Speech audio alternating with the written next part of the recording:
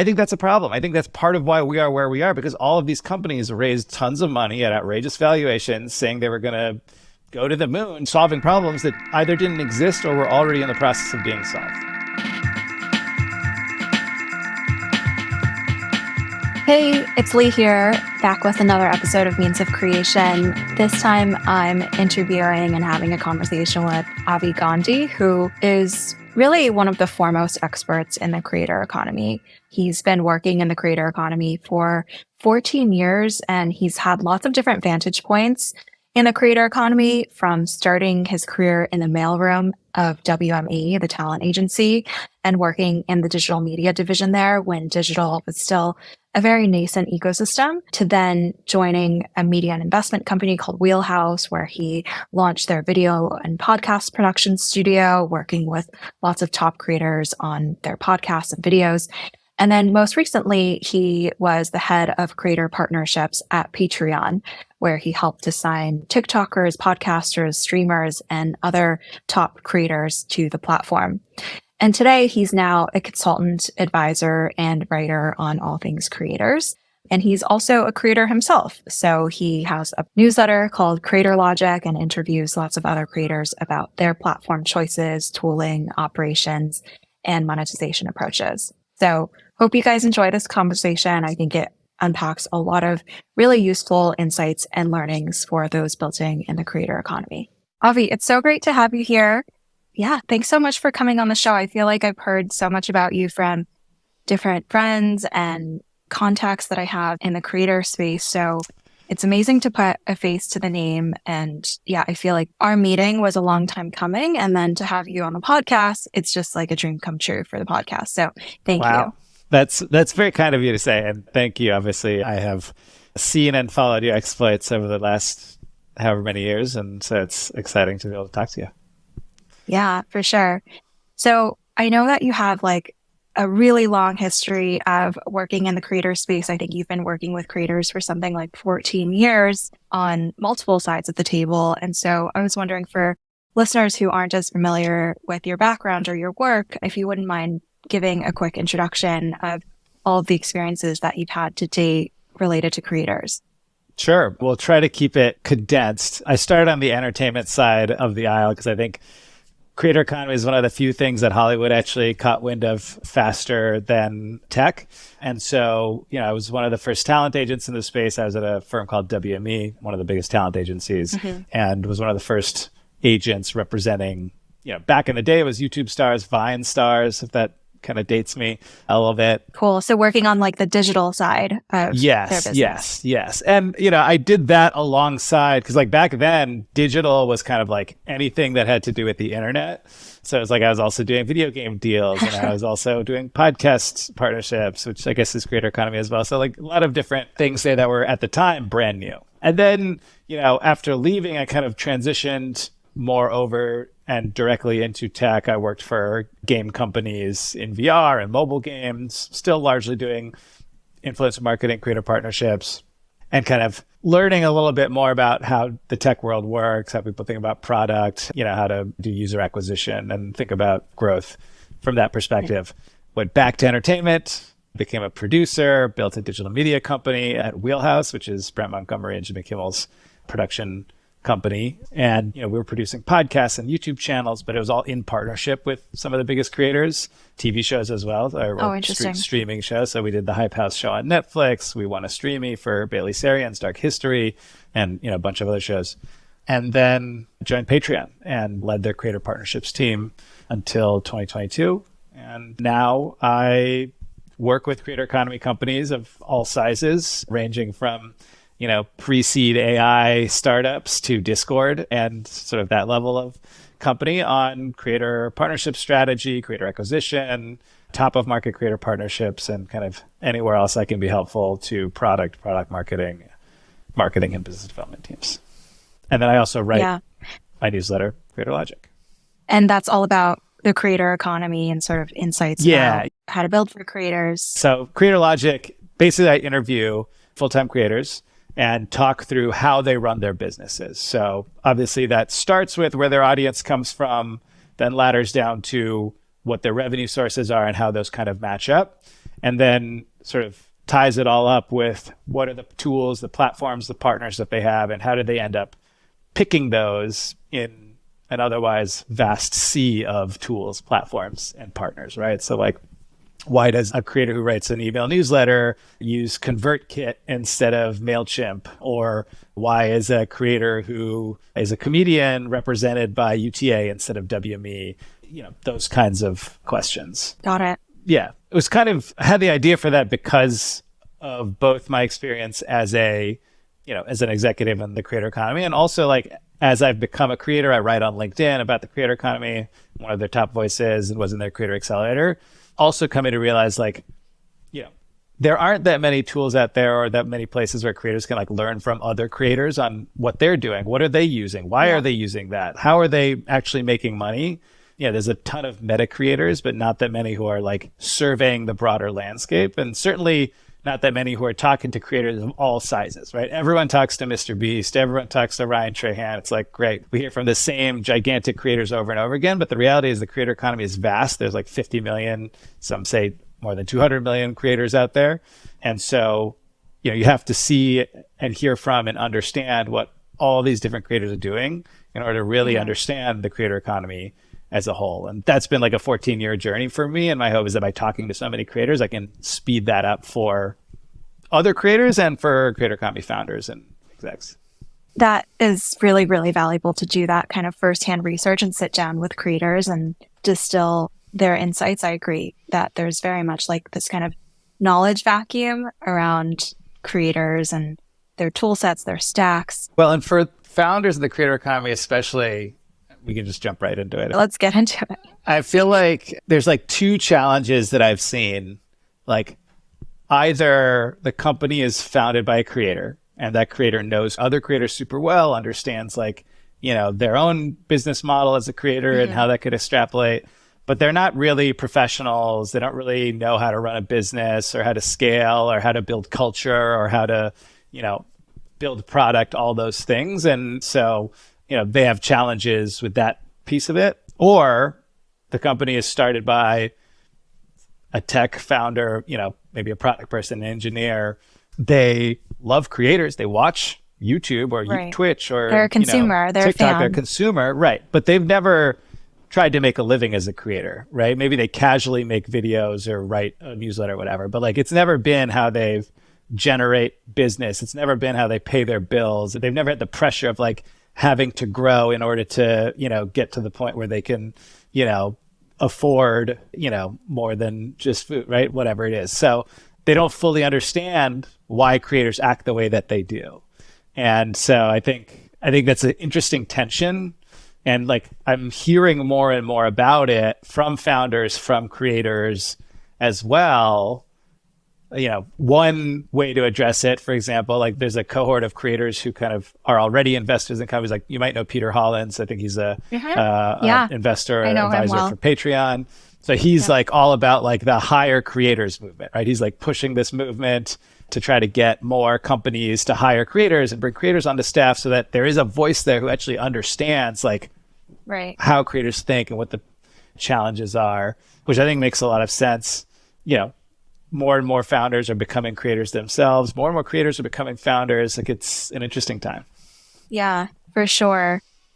I guess so with all of your experiences over the last decade plus from multiple angles, from the talent management angle, from the producer angle, from the tech startup that's serving creators angle, and now as a creator yourself, I would just love to hear kind of your reflections on where we are in the creator economy today. It feels like over the past decade, we've gone through the creator economy hype cycle where there was this huge explosion of funding, attention, like press buzz about the creator economy. I would say that was probably 2019 to 2021. And then it feels like now we're in this trough of disillusionment about the creator economy. And there's headlines about how it's over and all of these companies, the platforms are cutting funding programs or they're canceling benefits. Like I think Substack canceled many of its creator benefits, including creator health insurance, and Twitch is cutting its partner rev share. Meta is canceling its creator fund for Reels. I would love to hear your high level kind of 10,000 foot view on where are we as an industry and what does the path forward look like for the creator economy? Yeah, it's a great question. I think I've got a couple of thoughts on it. I think big picture, if you take a step back, Silicon Valley only really discovered the creator economy in 2019 and really 2020, right? But like creator economy has been around for 15, maybe even 20 plus years, right? Right. If you include like the blogosphere back in the day, you could say it goes all the way back to GeoCities and that kind of world, right? Mm-hmm. And Hollywood and Silicon Beach, if you want to call it that, LA kind of discovered it, I would say around like 2010, 2011. And so there's this initial wave of creator economy companies that a lot of tech investors don't even know about, or if they do, they don't really acknowledge, right? Like the maker studios and full screens. Yeah. And those are like the training grounds, right? Those and the talent agencies for a lot of the people who are running some of the bigger companies out there today in the space. And I think, one of the things that I found interesting about like this previous crop of creator economy companies that have come out of this boom that is now kind of in a trough is that there hasn't really been in the last 3 years much innovation. Like if you look at a lot of the companies that have been funded by Andreessen Horowitz and, other big Silicon Valley firms, like they're just building products that already exist and putting a different skin on it, right? Like how many more, like Patreon has existed for almost 10 years, but somehow like 6 to 10 other membership platforms got funded. Same product, basically, right? And they got funded while all the major platforms were building membership. And like, you could say the same thing with, transactional content, the same thing with digital products, the same thing, like there have been solutions for all of these problems that like Silicon Valley founders in the creator economy have been identifying over the last 3-4 years for decades. And most of them are just very simple, like how many people are building a CRM or a project management tool for creators? It's like, cool, creators use like Google Sheets. Or they right? don't or really notes. Even... Yeah, or they don't have a worry about CRM it. and they're okay with that. Yeah. Yeah, like they're identifying problems that don't exist. And so like there hasn't been much fundamental innovation in terms of like TikTok was kind of an innovation, right? That's part of why it blew up. I would argue the other reason it blew up is because they spent $1 billion on marketing and creator partnerships. But TikTok was an innovation. The algorithm was incredible at identifying content you like, the mix of music and sounds and visuals. It's completely new, right? But aside from that, like point at one creator economy company that's doing something that didn't actually really exist before, I think that's a problem. I think that's part of why we are where we are, because all of these companies raised tons of money at outrageous valuations saying they were going to go to the moon, solving problems that either didn't exist or were already in the process of being solved. So for me, that's kind of the challenge. And it kind of goes back to that disconnect that we talked about earlier between like, who are the founders of these companies, right? Like the Silicon Valley founders aren't themselves largely creators. I consult with a lot of creator economy companies so far out of the 10 or 12 that I've worked with since I left Patreon. 2 of them have pivoted because after working with them for a few months, we kind of came to the conclusion like, this isn't a problem, or this isn't the right problem, or this is a market where there's already solutions, or this isn't the right fit for me as a founder, or whatever it is, right? And so I think that those 2 things are connected, right? The tech-driven, product-driven founders who maybe aren't creators and don't necessarily understand creators, and so they're building for problems that they see but don't necessarily realize that aren't really problems, which leads to a lack of innovation. Now, there is innovation out there, right? Like I've seen over the last few months products where I'm like, wow, like that is hugely imaginative, hugely different, very risky. And if it works, it could change everything. And so I think the smart money is seeking opportunities like those because they're out there. Yeah, I definitely want to bookmark that thought and come back to like, what are those innovation areas? But first I want to react to everything that you just said about the arc of like creator economy startups and funding and where that has gone. So like, I agree with a lot of your observations that a lot of companies got funded when they weren't solving key pain points or maybe a solution already existed.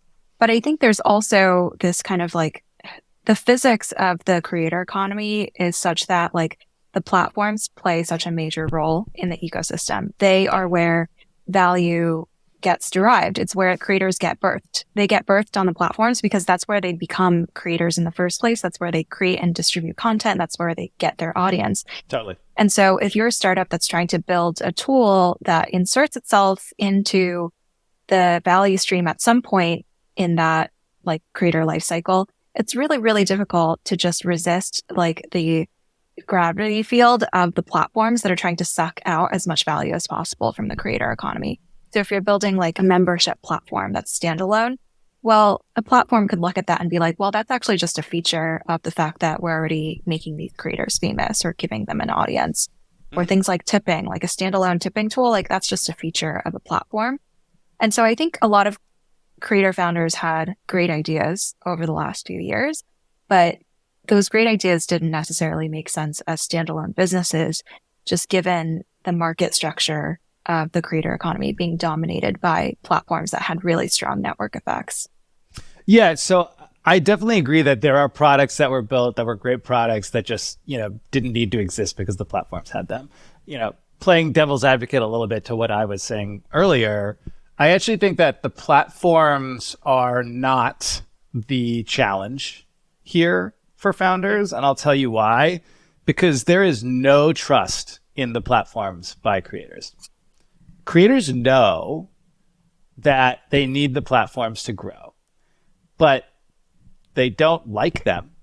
They don't want to be dependent on them, right? Like if every single creator, right? I do these creator logic interviews and every single creator mentions some form of risk around their platform relationship, right? It's like most of them who make money off of like brands, for example, like their risk is that the platform nerfs their algorithm or changes the algorithm without telling them. And now like they're not getting the views anymore and they immediately lose their ad and their brand business, right?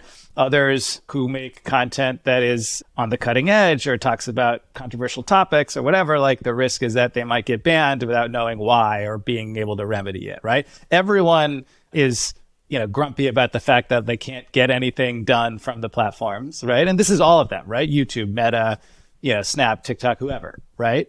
And so I think like, yes, the platforms are there, but like there is no freedom in platform dependence. Freedom for creators isn't diversification. And I think most creators intuitively know that, which is why Patreon is $1 billion business and Kajabi is $1 billion business and all these other companies have legs. There are creators using all of these other tools, even though there are solutions on the platforms. Because like at the end of the day, I'll quote one of the creators that I just interviewed, my heart can't bear that level of dependence.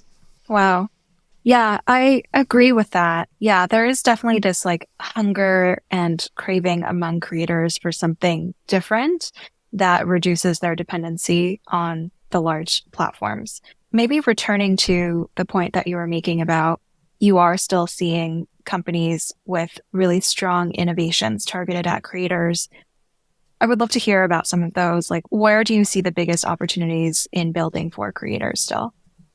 Yeah, unfortunately, the one that really comes to mind the most, I'm under NDA on, so I can't actually like. Can you describe the broad concept? The broad concept is that like,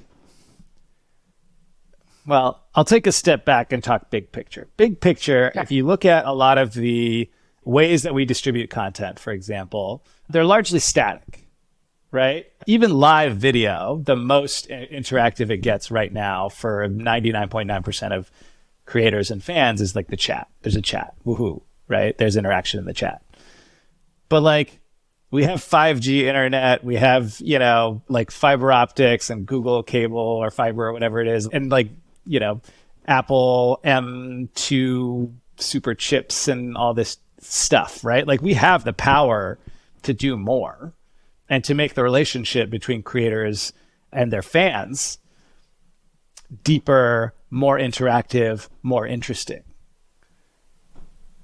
So let's do that, right? That's the innovation, right? Like that's the next level. It's like, who's going to build the things that go beyond like, let me chat with my fans, let me live stream for them while they watch and chat with me. Like who's going to take that to the next level? I think like that's one example of like where there's real opportunity for innovation in every single category, in audio, in video, in short form, in long form, in live, and community, right? Because community kind of encompasses everything. Lots of people talk about like we're entering the age of community, and I think that's absolutely true. But like community is hard, and it's a separate, like there's like three buckets of creators, right? There's content, or sort of content driven, community driven, and there's like transaction driven, right? And like that's in ascending order of difficulty. The vast majority of creators are content driven. They're making content, and like it stops there. They might try to manage a community, but they're not good at that. They're good at making the content. They want to make more content, and hopefully they make money from that content, like through ads, through sponsorships, whatever,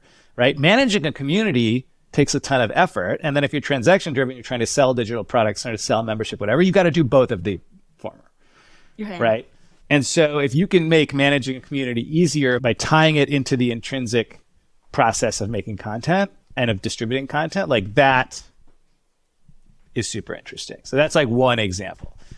AI is obviously, everyone's talking about AI. You know, I think there's value in it, certainly. Like I use ChatGPT when I'm, you know, writing like posts as an enhancement to the content creation process. Yeah, like there are aspects of the content creation process. And actually, I will say they're less about the content creation process and more about the posting operations process, right?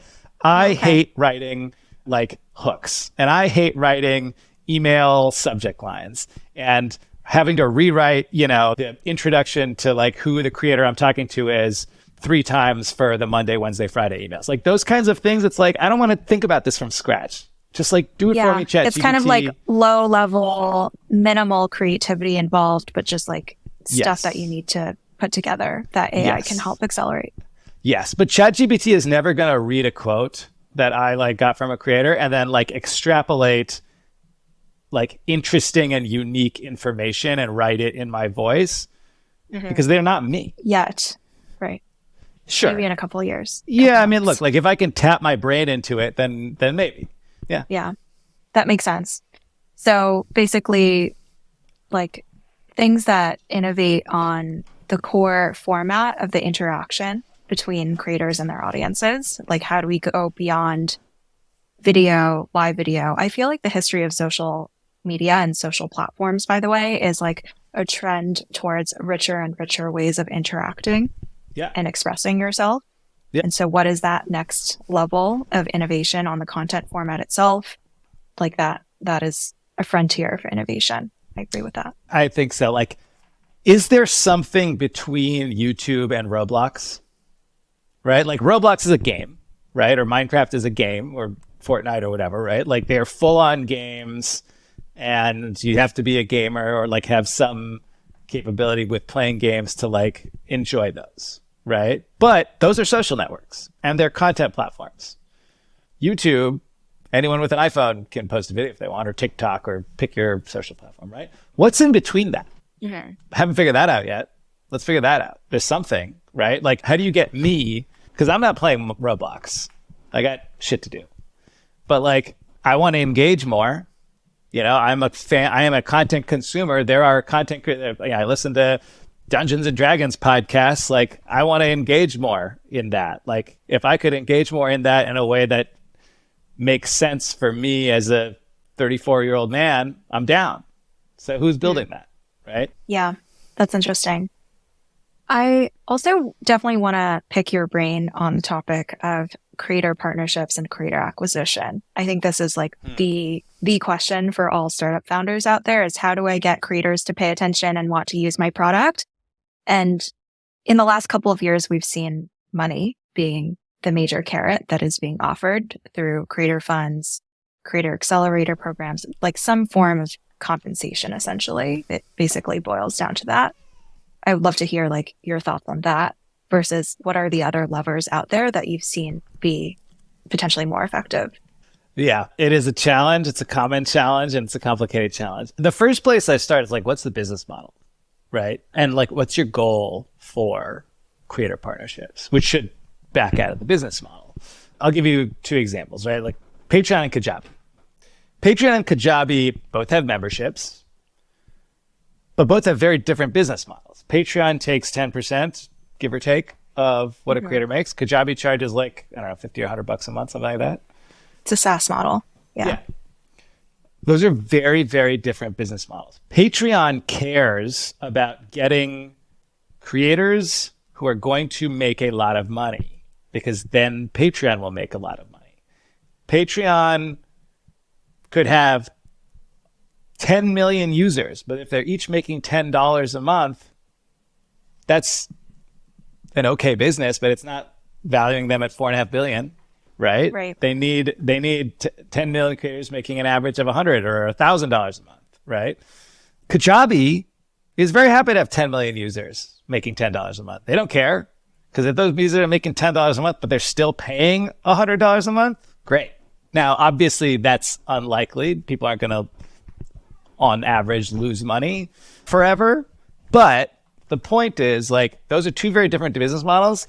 And so how they approach creator partnerships is necessarily different, right? Mm-hmm. For Patreon, they've got to figure out how to identify creators that are going to be successful, right? Because not every creator is going to, right? This is one of my biggest learnings at Patreon, right? Is like, creators are not a segment. Creators are an economy, and there are thousands of segments of creators within that economy. And in fact, no product is going to work for every creator, right? And that even applies to the platforms, right? There might be 2 billion users on Instagram, but like, actually, like, plenty of people have Instagram accounts and don't use it.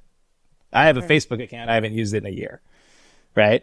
So like, it's not a homogeneous entity. Right. Whereas like my mother-in-law uses Facebook 10 times a day, right? And follows creators who post about left-wing politics and whatever, right? And like that, so like there are different segments of creators, and these segments have different business models. They have different kinds of audiences. They make different types of content. One creator could be making educational content that is meant for virality and scale.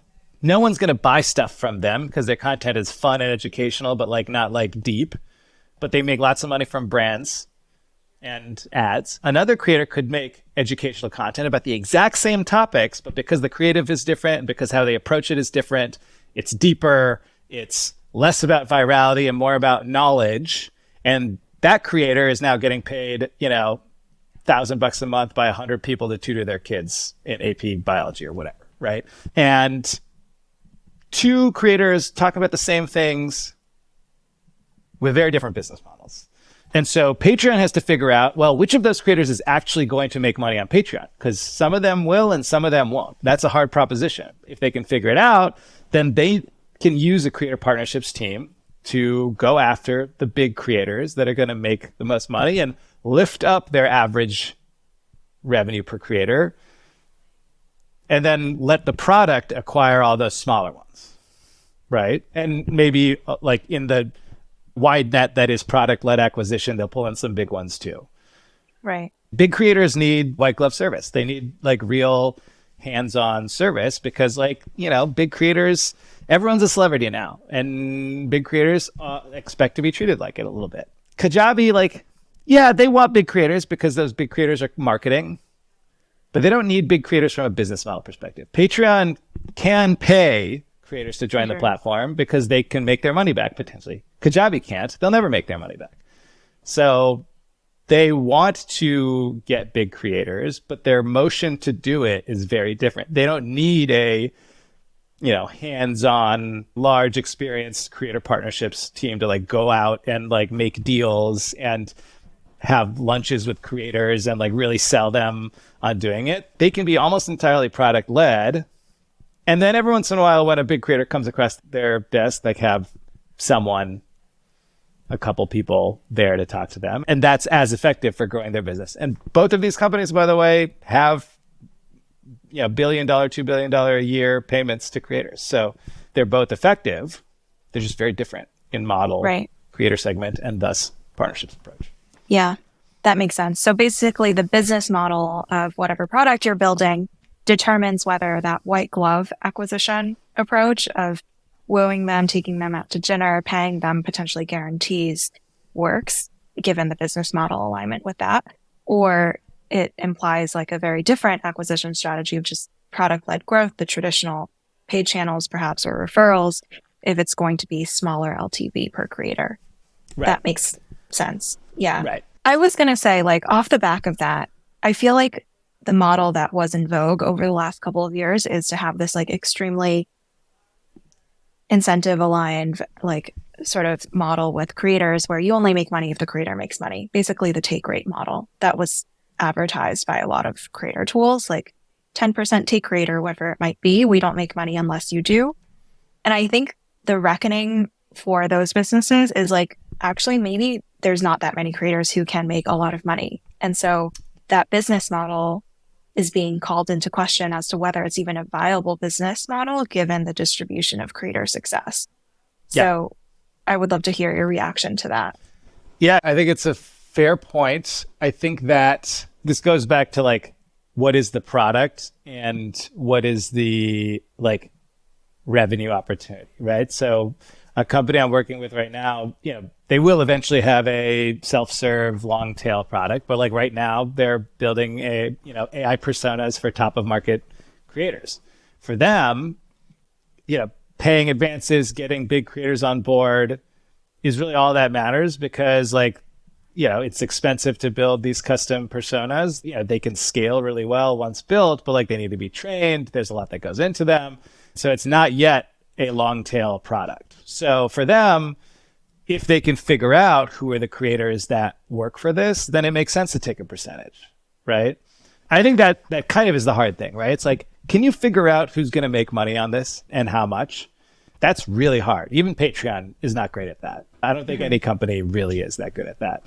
Certainly like YouTube, ironically, not that good at that. Over the last decade, they've spent probably $1 billion on incentives to acquire creators from across other platforms and Hollywood and blah, blah, blah. And like the vast majority of those like haven't really panned out. And so if you can figure that out, or if you can have a business model that works to aggregate them, right? Like Masterclass doesn't need to make individual money on any given super celebrity, right? They just package them all up and make a bunch of money from the fact that they have a bunch of super celebrities. Same thing with Netflix and their content strategy, right? Then it makes sense to like have those teams do the wining and dining, do the payments, whatever it is. I think that if you're building a product that is long tail, then you should try to just make money from everyone and expect your business model to scale as if you were a consumer products company or a consumer software company, right? Because like creators aren't like companies in that their appetite to spend doesn't scale as their business scales. Like they want to keep that money. Right? Yeah. Even big creators. I mean, there's now, right, 10, 15 years in, now some people like Mr. Beast who are willing to spend money to make money, right? But that's the absolute minority. It's very rare. Yes. Right. Most creators are proud of having very, very high margins because they spend very little and they make a lot at scale. And so you have to think about most creators as kind of this like hybrid between consumer and small business that really skews more towards consumer for the vast majority of them. Mm-hmm. Yeah. I think where companies get in trouble is they have a product that monetizes like any consumer software product, but they are trying to do the high touch creator partnerships route to get the ply in the door. Yeah. And that's good early on. It's good early on. You have to do it early on. But like at a certain point, your product's got to drive growth if you're doing this like scale model, right? So like my recommendation is have a creator partnerships team early. Maybe like very early, it's just the CEO talking to creators, right? But like eventually you want to have a few people here and there talking to creators. But you want over time to transition from having a creator partnerships team that is acquiring new users because their word of mouth is going to then drive more kind of organic growth, to having a product that's acquiring new users and a creator partnerships team that's just there to be a human being when a creator, and especially like a big creator who's influential, wants a human being to talk to, because that will inevitably happen. And you have to remember that if a big creator is upset at you and says something, they have very large reach. So like you want, it's almost like it goes from being an acquisitive motion to being like a marketing, branding, customer service type motion. Yeah, actually, that piece of advice is great because I think it's a little bit unexpected or counterintuitive, which is that you should build a creator partnerships function early because at first, to acquire creators, you have to do things that don't scale. You have to do the high touch motion, to really idiosyncratic ways to acquire creators through any means possible. And then later on, that creator partnerships function evolves to, it's less like just functioning as the main acquisition channel and more to support the really successful creators on your platform from a branding and marketing perspective. That's a great summary. I have some philosophical questions for you as well. Let's do it. I would love to get your thoughts on. Yeah. So it is the case today that we, despite having 50 million creators, I've even heard some estimates going up to 200 million creators in the world, like very few of them are making money. Very few of them are able to have this as their full-time occupation. Most of them are doing it as their side hustle, earning a little bit here and there, but by no means, being a full-time creator. Do you think that can change? How do you think it changed? Like, how do we ever get a creator middle class to exist? Or is that goal even realistic? Yeah, it's a great question. I think a couple of things. I think first, and I'm certainly not saying that, it's the majority, right? Like there still is a huge disparity, but I think that the number of creators and the percentage of creators that are making a middle class income and that are able to do it full time is understated. I think there are a lot more than we think, because a lot of these studies are really measuring based on like platform payments and ad spends and sponsorships, but like there's all these other sources of revenue that creators are able to string together or rely on entirely, right? Like that's kind of the beauty of the space, is that everyone is sort of becoming a creator, right? Small businesses that previously were like marketing on, Yelp or Google Ads are now also starting to make content. Like my uncle is a plastic surgeon in Orange County who like mostly takes, uninsured people who just want to spend like $5,000 here and there on a boob job. Now he's got a TikTok and like it drives customers for him. And like, I would argue that he's a creator. I mean, like, is he making money from, TikTok's fund? No. But if his content is driving his business, and if he's making content to drive to that business, like that's creation. And so I think there's a lot more robustness and complexity in the creator economy than what many people think about it as, like ad rev share, brands, and maybe like driving some transactions here and there. I do think that like income disparity is a challenge. And I think that varies from platform to platform and from model to model. Like there is more income disparity on Twitch than on Patreon, for example, right? Because, Twitch's distribution and algorithms drive towards a limited subset of creators. And so like algorithmic distribution can work towards driving a middle class by enabling more creators to get, viewership. It can also work against it by driving more people, down in the funnel towards a smaller subset of creators. And if, ads and platform revenue are all we're counting, then certainly, there is a disparity there. But again, like the robustness of the creators on these platforms and their businesses is not really accounted for. And I was like Patreon, the beauty of Patreon, there were creators that were like, had like 30,000 followers on Instagram. We were making like $200K a year because whatever they were making, their fans were super passionate about, and they had an outsized number paying them monthly for more content or whatever it is, right? But like, that's not measured, right? Right. So I think that like in our world, income disparity is a problem, but I think as long as there are sufficient opportunities for creators to be creative about how they can make a living, like anyone can do it. Yeah. And I think a lot more people are doing it than we give it credit for based on how it's measured. Yeah, that's really interesting. I agree with you. I think a lot of the metrics that you see cited out there, they're from the platform's perspective. So on any given platform, yes, a very small sliver of creators are making a middle class income, but like creators are not just single platform creators. They are stacking things on top of each other, and they might be earning a little bit on Patreon, but more through their freelance work or something like that. So yeah, that's interesting. And the platforms, like how can we improve the distribution of revenue from the platforms? Like, frankly, we can't. Like, that's on the Yeah. platforms. At this point, the platforms are like acts of God, right? Like a change to YouTube's algorithm is basically for millions of people, literally, Yeah. the equivalent of a drought in a country dependent on farming. Like, you just, nothing you can do about it. YouTube doesn't care.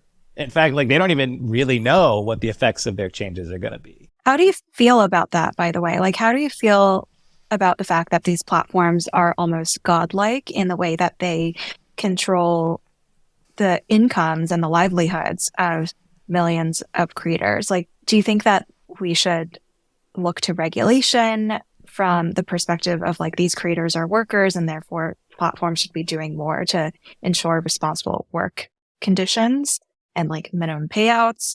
Or do you think the onus should be on the creators to just like figure it out, do the things that mitigate their own risk? It's a great question. We're going to get into politics now. So This is the politics section of the podcast. Yeah. Look, like, my point of view is probably going to be pretty like unpopular with a bunch of Silicon Valley, VC founders. But I will say, like, let's compare America and China. In China, capital serves the government, right? When Jack Ma says something that the Chinese government doesn't like, they shut him the fuck up. Right. He gets slapped down. Like, not just slapped down. He disappears, comes back, and just starts lecturing at universities about completely unrelated things, and like does not go back to work, does not have a say, does not go around buying companies and trying to impact like culture and social movements and the government, all that, right? Whatever. In America, like, the government serves capital. If you have money, you have a bigger voice in the government. So I don't see any world, maybe like 25 years from now, when, boomers are dead, Gen X is ancient, and, the Gen Alpha is voting, right? Maybe then, when like the vast majority of the voting population are not making enough money to buy a house and everyone becomes a socialist. Sure. Government regulation could help us. Today, if you're a creator, the path to freedom is diversification. Do not become dependent on platforms. If you're a creator, do not let YouTube AdSense or, your TikTok views that drive, sponsorship dollars. Like, don't become dependent on any one thing. Like, build multiple revenue sources, build multiple audience sources. That's the only way. It truly is the only way that, you can get around that, right? If you're a farmer and there's a drought and, your crop dies, well, hopefully you also have chickens. I don't know, right? Like, otherwise, like, you're screwed. It reminds me, William Gibson wrote Neuromancer, and I forget the sequel to Neuromancer, but in the sequel to Neuromancer, which is like one of the seminal kind of cyberpunk novels, there's a spoiler for Neuromancer, but at the end of Neuromancer, like an AI that is, held captive in, a mainframe disconnect from the internet is finally connected to the internet and released and like goes free and lives in the internet, or the Matrix, as they called it back in the 80s. And in the sequel to Neuromancer, the AI splits off, and living out of the internet basically becomes like a digital god and is worshipped as a digital god. There are cults to these AI that live out there and like are sometimes seen by people traversing the Matrix and have impacts on things that happen in the Matrix, and people worship them, right? Well, that's the same thing that happens with YouTube's algorithm, right? Mr. Beast is the prophet of the YouTube algorithm. He's figured it out. He knows what words work in the subject lines and how to make a thumbnail that will get people to click and make the algorithm pop, and look at his views. It's clearly proof that he is. And so, like, people worship him as like this kind of prophet to this thing that no one really understands and fully, like, even the people that make it are claim that they can't change it. They don't really understand how it works, right? That's like kind of what's happening now, right? We have these things that control millions of people's lives and livelihoods, and nobody knows how they work or like what exactly goes into them, even the people that made them. We're beyond regulation at this point, I think. Very interesting. Yeah. So basically your perspective is like creators, they need to just be aware of the dynamics of the market that they're operating in and manage their work, their livelihoods in accordance with that, Yeah, diversify, that's right. essentially, become That's less it. dependent. I feel like there's always been this tension between platforms and creators. Like creators are trying to build their businesses, they're trying to be independent, they're trying to be cross-platform, diversified, but the platforms obviously want a very different world. They want to commoditize every creator. They want it to be like if a creator leaves, like you don't even notice as a user, you just get slotted in some other creator into the feed. They want creators to like have to use their platform to reach their audiences because that's what's going to drive that flywheel of content and audiences. And so, yeah, I feel like we're always in this constant like battle between platforms doing things that sort of erode the power of creators and creators trying to like push back against that, but kind of ineffectively because they don't really, on their own, as any individual creator, they don't really have that much leverage. And so, how do you see that playing out? Like, does that ever get resolved? Do platforms ever become more creator friendly? I don't think the existing ones do. I know there's a movement to unionize creators, and I hope that works. Mm-hmm. I'm skeptical because a Same. I'm million very creators skeptical of could that. leave YouTube and it's like, a quarterly blip, right? It's a blip. Yeah.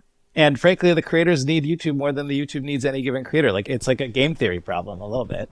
And so, or tragedy of the commons or something else. Some econ problem. My brother is an economist. He would be laughing at me right now. It's a power asymmetry.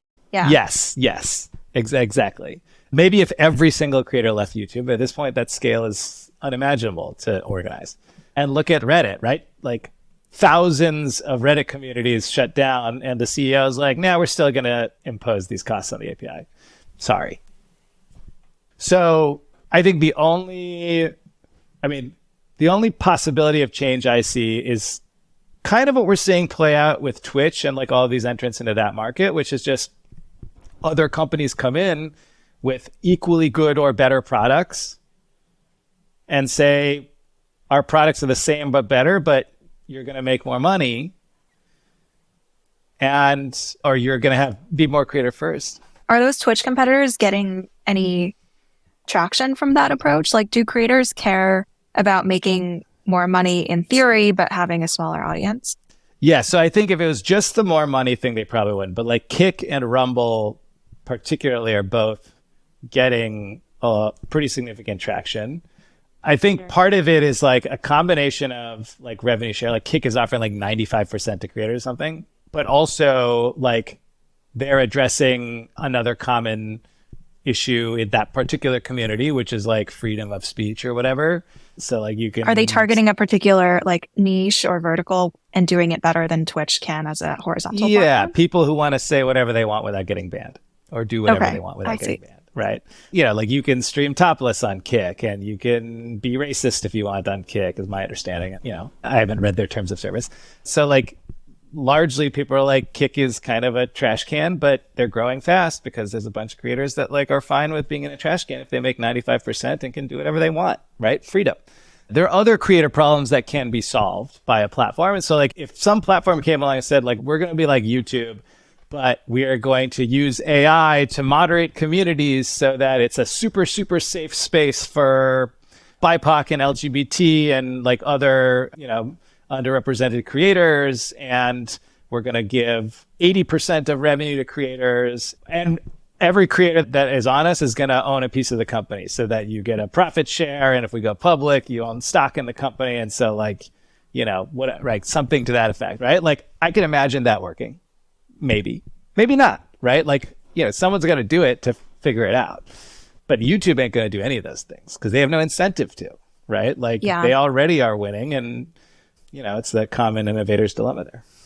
Right. It's interesting. I think throughout my time investing in the creator economy, the value proposition of we'll give you more money as in a higher take rate to you, but we have a cold start problem where there's very few users of the platform initially. That's a very mixed value proposition, and I haven't really seen that be successful. But the combination of both more favorable economics and the product is different because in this case, like it has this different ideological stance towards moderation or whatever, like that can work. Or what you just hypothesized about better economics will make you owners. Plus, we're going to use AI to improve the content type or something like that. Or like the creator that combination. experience or whatever. Yeah. Exactly. That could work. Interesting. Yeah. The business model alone is unlikely to drive it. I agree. To your point, like there's got to be like meaningful product policy, some sort of innovation that addresses the other challenges that creators have with the platforms. And there are many. So my high level point of view on the creator economy is that I think it's going to get increasingly fragmented. Like in the same way that within the economy, right, pick any product category and there are, 3 or 4 or 5 big companies and then dozens of smaller ones. Like I think that the same thing is going to happen in different categories within the creator economy, right? Like, membership, Kajabi is membership for, creators who identify as business owners and solopreneurs, and Patreon is membership for creators who identify as artists. And then there's going to be all these small, and OnlyFans is membership for adult creators. And there's all these smaller platforms. Fanfix is like OnlyFans Lite for cool Gen Z creators, and Fan House is membership for cosplayers and nerds or geeks or whatever you want to call yourself, and yada, yada, yada, right? Like, I think like that kind of fragmentation is going to happen. I wouldn't be surprised if that happens to the platforms as well. We're already starting to see it a little bit with Twitch. To some extent, they shot themselves in the foot with doing all these anti-creator policies, and now it's leaving the door open for creators to move to other platforms. And who knows if maybe it'll happen with like written content with Twitter. Like we're already seeing LinkedIn picking up a bunch of Twitter's users and all these other like Mastodon and whatever kind of popping up. The question is like, are these all venture-backed businesses? Right. I mean, maybe they're all seed-funded businesses, but like there's a cap on that, right? Until at some point someone comes along and just like rolls them all together, right? But that's not really like a single platform. That's like an IAC type, like match group type model, right? I agree with that. That was what I was thinking as you were describing that fragmentation. It's like that increasing verticalization of the tooling. Like you have memberships for podcasters, then memberships for video streamers, and Totally. like given that creators are not this monolithic segment, but instead just super diverse within themselves, does the tooling layer then also become fragmented? And there's a bunch of different solutions that work for different pockets of it. But the implication of that is that none of them are going to be like huge billion-dollar companies with, 100% of creators using them. I actually think a lot of them will be huge billion-dollar companies. I think like there'll be tons of these companies at like billion-dollar revenue scale. Right. I think there probably won't be any with like 10 to $100 billion revenue scale, right? Like the age of like the Metas and Googles dominating, I think will eventually come to an end in that sense, for like having like a gigantic company that owns an entire market, and like there's such little penetration opportunity for anyone else that like there's 50 billion, 100 billion in revenue, like almost the entire TAM is taken by them. I think that within the creator economy, like all the sub markets that exist will like, they're still huge scale, right? Like someone just published, it was a Goldman or someone just published an article saying that by 2027, it's like 450 billion in revenue in the creator economy. Huge scale, right? Affiliate revenue, brand sponsorships, ad revenue, digital products, memberships, coaching and consulting, and like tons and tons of services, so many different revenue opportunities. Like Kajabi can generate billions of dollars in payments for creators, but like so can Patreon, and so can some other platform that we haven't even seen yet. And I think that to me is really interesting. I think there's going to be lots of like great businesses, even venture scale businesses, but everyone wants to be like the next Facebook or Meta, or I don't see that happening. Right. That makes sense. Switching to the creator side, do you think that the era of massive creators that reach like Mr. Beast status, do you feel like the fragmentation that you described on the business side is going to be mirrored on the creator side, where we get a fragmentation in attention And so creators in the future are going to cap out at a lower ceiling than before? I think there's some nuance there. I think yes, in general, but creators like Mr. Beast, if you look at all the very, very biggest creators on YouTube, right? Look at like the rankings of like top viewed billion view a month type creators. Either they're in India, right, where there's like just gigantic viewership scale, or they're kids channels.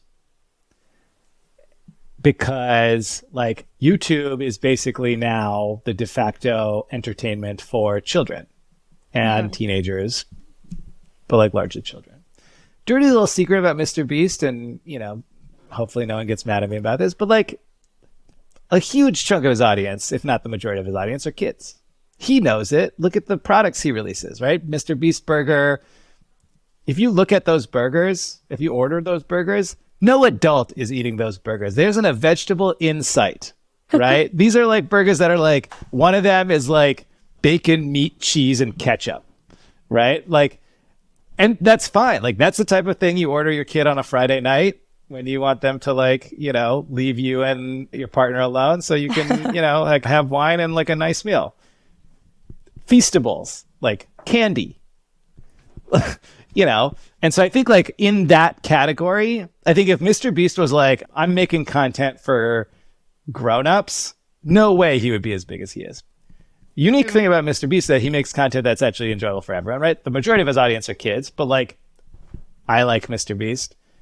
My brother is a Harvard educated economist who teaches at UCLA, and he watches Mr. Beast. So like, it's content that appeals to everyone, but I think that's super, super rare. And so I think like, to your point, I think there is going to be increasing fragmentation. Maybe there will be like a Mr. Beast in the future. I think there's always going to be super celebrities, like human beings like that. And like, there is a certain level of like snowball effect on celebrities. Like part of Mr. Beast's scale comes from the fact that everyone talks about Mr. Beast's scale. And you can talk about him with your friends. Like there's, you don't want to talk about a creator that no one else knows anything about. Right. Kids started watching Mr. Beast first, and then their parents or like their cousins or their siblings or whatever.